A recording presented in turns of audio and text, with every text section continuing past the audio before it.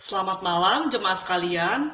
Malam hari ini kita akan memuji Tuhan bersama, merenungkan bagian firman Tuhan, dan berdoa bersama.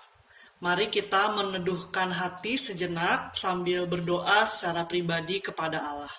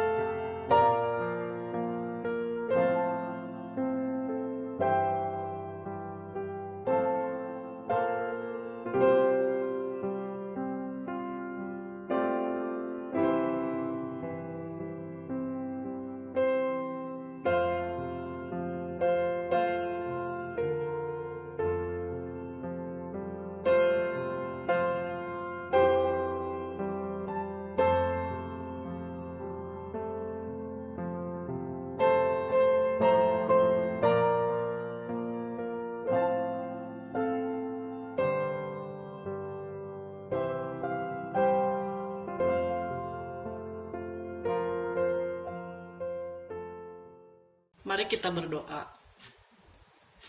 Terima kasih Tuhan untuk segala penyertaan Tuhan buat hidup kami. Malam hari ini kami akan sama-sama berdoa, kami akan sama-sama memuji Tuhan, kami akan sama-sama merenungkan kebenaran firman Tuhan. Kiranya Tuhan memakai waktu ini berbicara kepada setiap kami. Berkatilah kami melalui doa malam pada hari ini.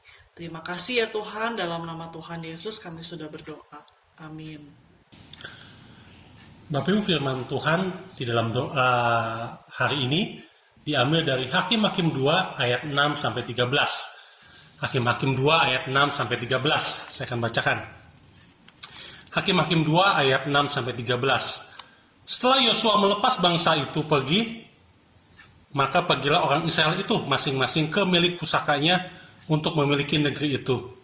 Dan bangsa itu beribadah kepada Tuhan sepanjang zaman Yosua dan sepanjang zaman para tua-tua yang hidup lebih lama daripada Yosua dan yang telah melihat segenap perbuatan yang besar yang dilakukan Tuhan bagi orang Israel.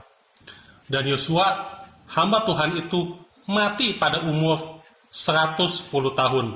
Ia dikuburkan di daerah milik pusakanya di Timnat Heres di Pegunungan Efraim, di sebelah utara Gunung Gaas. Setelah seluruh angkatan itu dikumpulkan kepada nenek moyangnya, maka bangkitlah sesudah mereka angkatan yang lain yang tidak mengenal Tuhan ataupun perbuatan yang dilakukan bagi orang Israel. Lalu orang Israel melakukan apa yang jahat di mata Tuhan dan mereka beribadah kepada para Baal. Mereka meninggalkan Tuhan, Allah nenek moyang mereka yang telah membawa mereka keluar dari tanah Mesir, lalu mengikuti Allah lain dari antara Allah-Allah bangsa-bangsa di sekeliling mereka dan sujud menyembah kepadanya, sehingga mereka menyakiti hati Tuhan. Demikianlah mereka meninggalkan Tuhan dan beribadah kepada Baal dan para Asyitoret. Saya akan ulangi lagi di ayat 10. Setelah seluruh angkatan itu dikumpulkan kepada nenek moyangnya, bangkitlah sesudah mereka itu angkatan yang lain yang tidak mengenal Tuhan ataupun perkataan yang dilakukannya bagi orang Israel. Bapak Ibu, Gereja Beritakan Injil akan memperingati ulang tahun yang ke-57 di hari Minggu ini. Bapak Ibu, kalau dibandingkan dengan usia seseorang, maka umur 57 adalah umur di mana seseorang sudah memasuki masa pensiun. Dan usia 57 bisa jadi seseorang sudah memiliki banyak kekayaan dan prestasi bila dibandingkan pada masa mudanya. Bapak Ibu, bagi seorang pekerja, usia 57 tahun artinya ia tidak akan memiliki keinginan yang banyak atau kuat untuk mengejar prestasi atau naik jabatan. Seorang pedagang di umur 57 pada umumnya juga sudah tidak mau lagi menambah toko atau memperluas penjualan. Di umur 57 tahun, seseorang biasanya lebih suka untuk mengingat masa lalu dan menginginkan masa sekarang dan masa depan seperti masa lalu. Tidak perlu ada perubahan, karena perubahan itu melelahkan.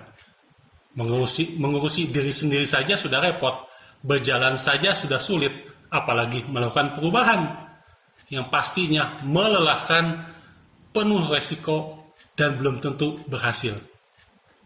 Bapak Ibu, keinginan untuk stagnan dan tidak ada perubahan juga dapat dialami oleh setiap jemaat Gereja Beritakan Injil Bogor. Namun saya tahu jemaat GBI itu sopan-sopan. Jadi kalau ditanya, apakah gereja harus berubah? Maka jawabannya, ya Pak Alek, harus berubah. Kalau ditanya, apakah gereja kita harus terus maju? Maka jawabannya, ya Pak Alek, gereja kita harus terus maju. Namun, kalau diajak untuk yuk ikut berkontribusi dalam perubahan, dalam kemajuan gereja, maka jawabannya adalah, jangan saya Pak Alek, yang lain saja. Saya ini sudah tua Pak Alek, harusnya yang muda-muda saja yang diajak.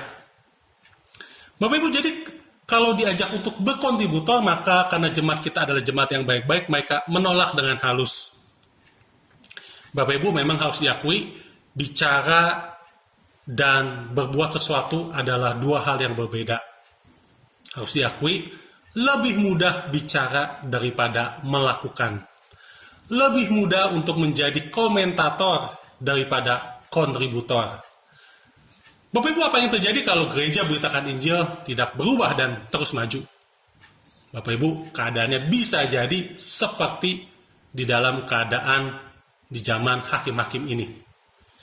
Bapak Ibu, di dalam zaman hakim-hakim yang dalam perikop yang telah kita baca tadi, diceritakan bahwa ada masa setelah Yosua dan para tua-tua bangsa Israel meninggal, maka ada suatu angkatan yang tidak mengenal Allah. Dikatakan di ayat 7, di zaman Yosua, di zaman para tua-tua masih ada, mereka itu sangat beribadah, setia dengan Tuhan. Tetapi tidak lama kemudian, kita bisa lihat di ayat 10, ditulis bagaimana setelah seluruh angkatan itu dikumpulkan kepada nenek moyangnya, bangkitlah sesudah mereka angkatan yang lain, yang tidak mengenal Tuhan ataupun perbuatan yang dilakukannya bagi orang Israel.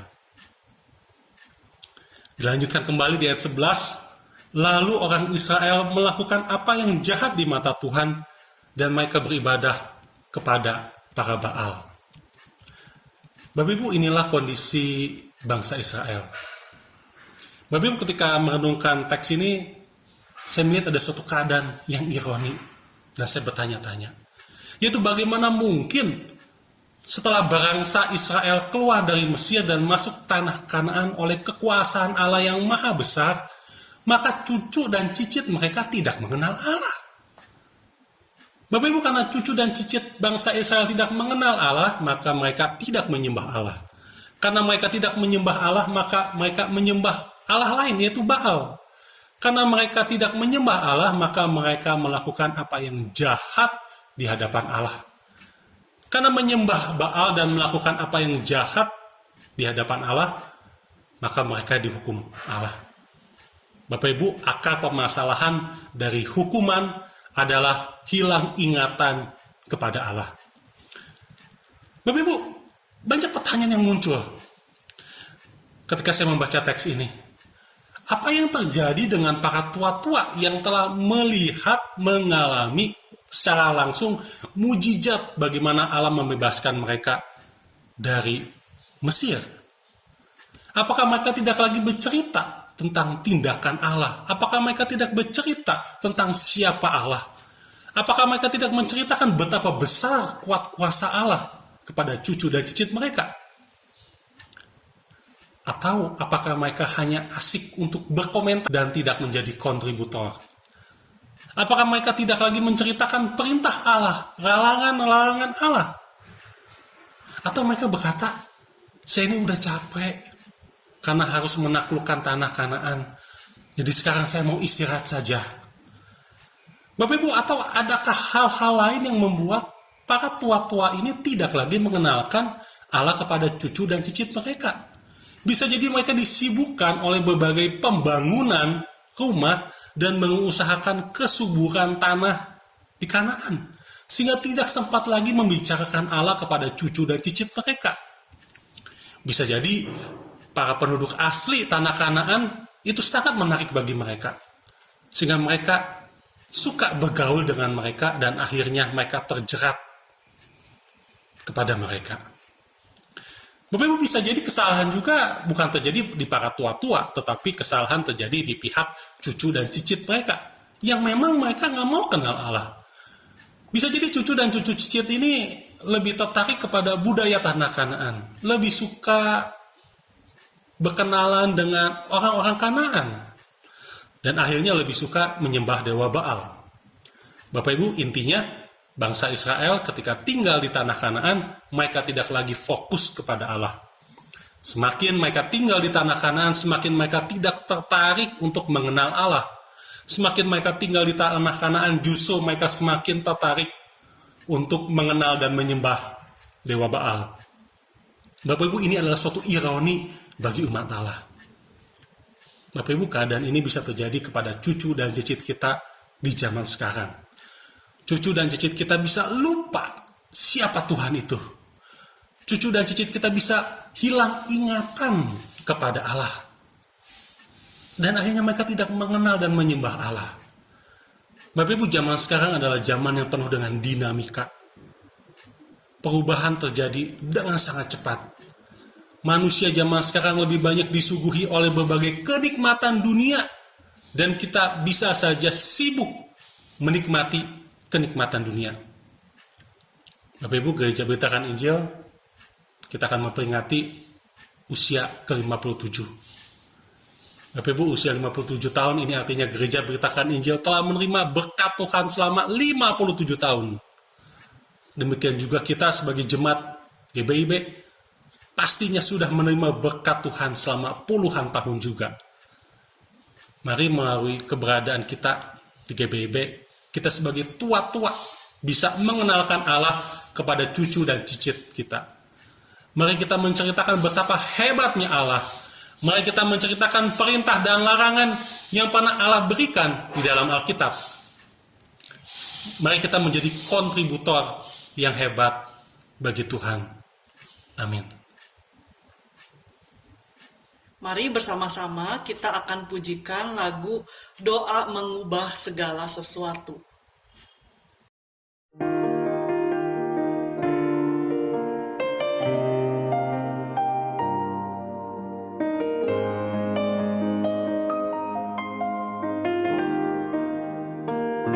Saat keadaan sekelilingku ada di luar kemampuanku,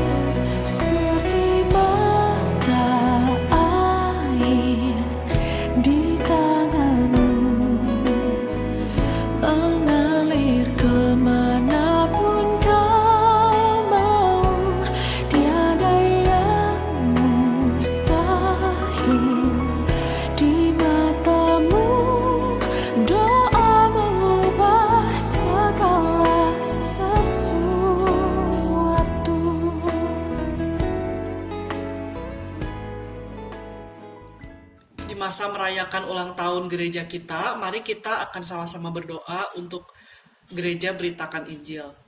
Yang pertama, kita mau bersyukur kepada Tuhan. Kita bersyukur atas dampak berdirinya gereja ini serta pelayanan dari gereja ini terhadap hidup kerohanian kita. Bisa jadi kita mengalami perjumpaan dengan Tuhan melalui peran gereja ini. Bisa jadi kita mengalami pertumbuhan pengenalan akan Tuhan di gereja ini. Bisa jadi kita mengenal arti melayani dan mengalami dinamika melayani semakin bertumbuh dalam melayani melalui gereja ini. Bersyukur untuk komunitas yang Tuhan tempatkan menjadi teman dan sahabat untuk setiap kita sama-sama bertumbuh semakin serupa Tuhan. Mari kita bersyukur kepada Tuhan melalui doa ucapan syukur kita. Mari kita sama-sama berdoa.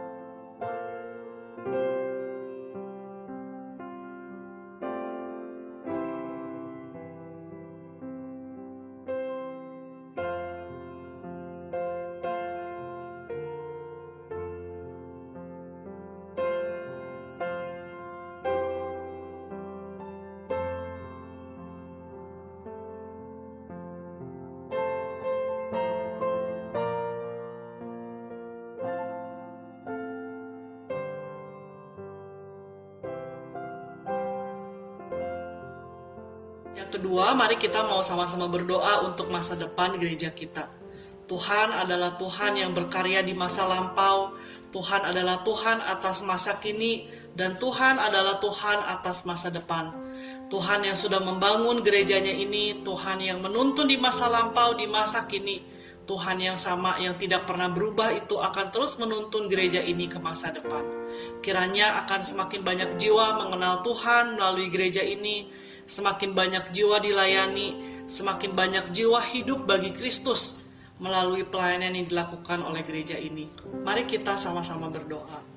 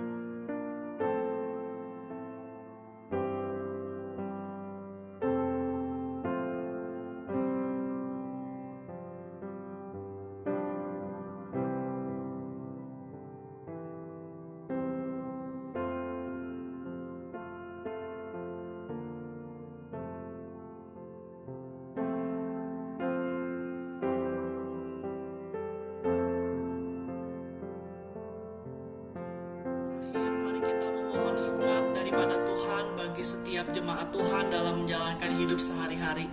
Banyak keputusan yang harus diambil oleh jemaat, kiranya jemaat terus bersandar kepada Tuhan dalam pengambilan keputusan hidup sehari-hari. Kita juga mau memohon hikmat Tuhan untuk orang-orang yang melayani di sinode, para rohaniwan, orang-orang yang melayani di kemajelisan, ketika mereka memikirkan, memutuskan banyak hal penting bagi gereja ini. Kiranya hikmat itu diperoleh dari kedekatan dengan Tuhan, doa yang sungguh-sungguh berlutut di hadapan Tuhan, bahkan dengan air mata berseru kepada Tuhan.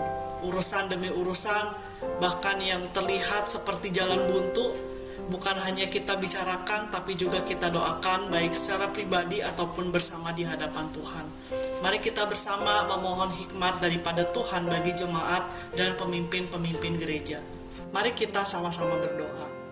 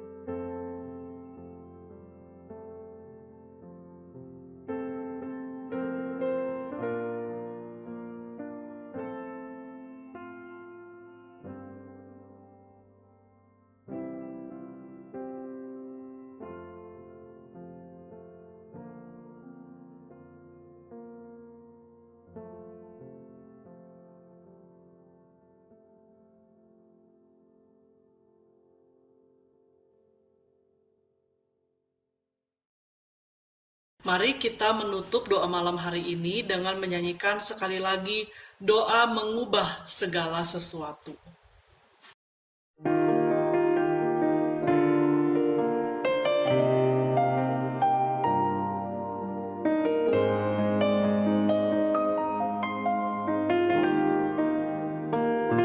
Saat keadaan sekelilingku ada di luar kemampuanku, ku berdiam diri mencarimu. Doa mengubah segala sesuatu. Saat kenyataan